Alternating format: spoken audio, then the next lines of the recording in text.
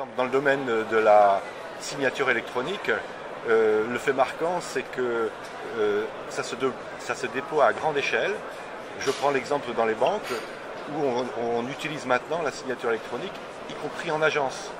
Une grande banque, un grand groupe français, avec des caisses régionales, est en train de déployer 50 000 tablettes.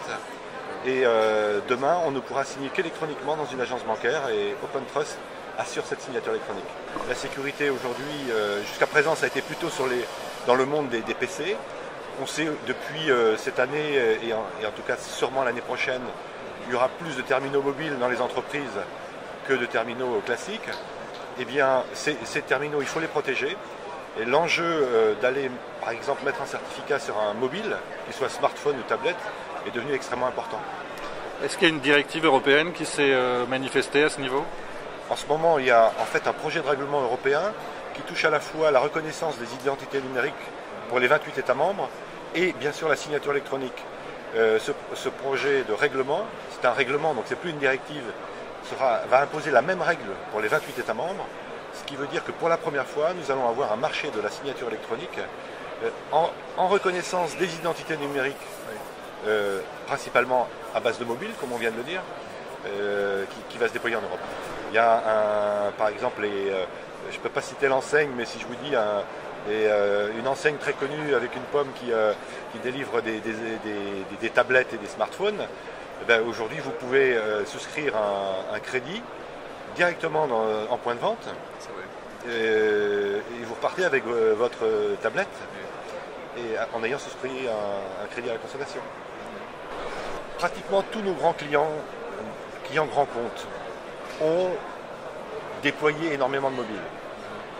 Une fois qu'un grand nombre d'employés de l'entreprise a des mobiles, qu'est-ce qu'on en fait? On va se connecter à sa messagerie bien évidemment, mais de plus en plus on va accéder à tous les documents qui font qu'on puisse travailler, ce qui veut dire qu'on a des multi-usages sur les terminaux et il faut les protéger. Donc nous ce qu'on fait, en fait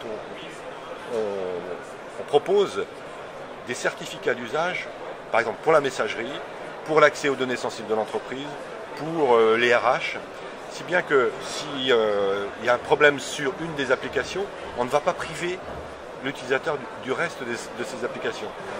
Nous, notre métier, c'est de gérer ces infrastructures complexes pour les rendre faciles à l'usage pour les utilisateurs de nos clients, qui sont les grandes entreprises pour la plupart.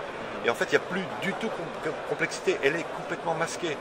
En fait, un utilisateur qui va obtenir son smartphone le matin, une heure plus tard, il repart avec tout ce qu'on appelle ses credentials utilisables.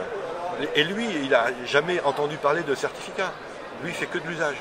Ses identifiants, on peut dire, c'est ça? Voilà, ça devient ses identifiants sécurisés. Alors, on peut avoir, je vais utiliser un gros mot, plusieurs certificats en fonction des applications. Pour l'utilisateur, c'est transparent.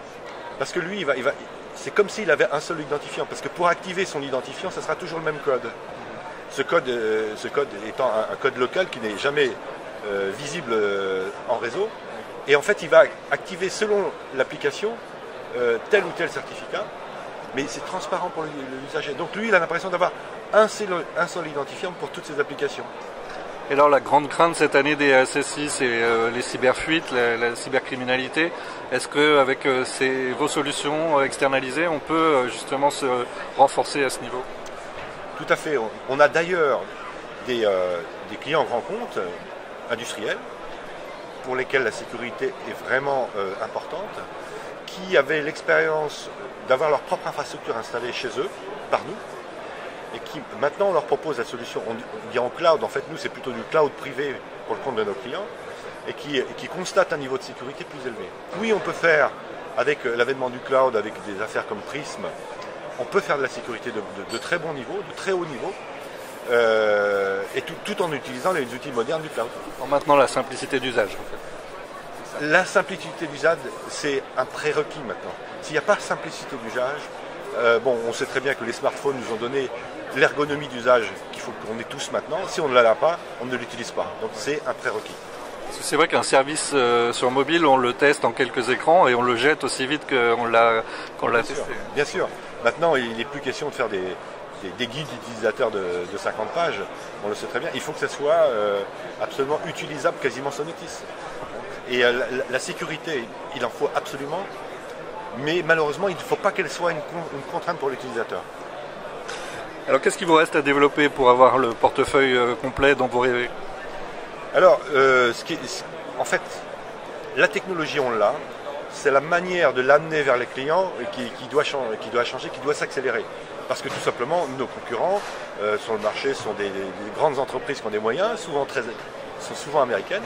Et donc, l'enjeu, c'est de pouvoir amener la technologie facilement, donc en utilisant des méthodes cloud, et aussi en s'appuyant sur des réseaux de partenaires qui, eux, vont intégrer facilement nos solutions dans les systèmes d'information de nos clients.